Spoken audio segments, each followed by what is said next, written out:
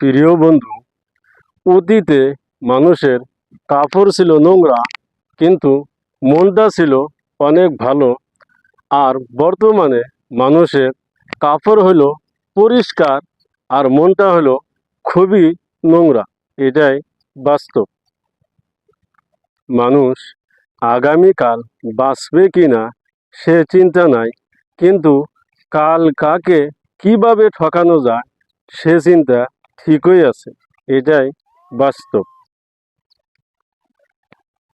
প্রিয় বন্ধু, একটি কথা মনে রাখবেন, গলা জড়িয়ে ধরলেই সবাই কিন্তু বন্ধু হয় না। এটাই বাস্তব কথা। আপনাদের মতামতটি জানাবেন।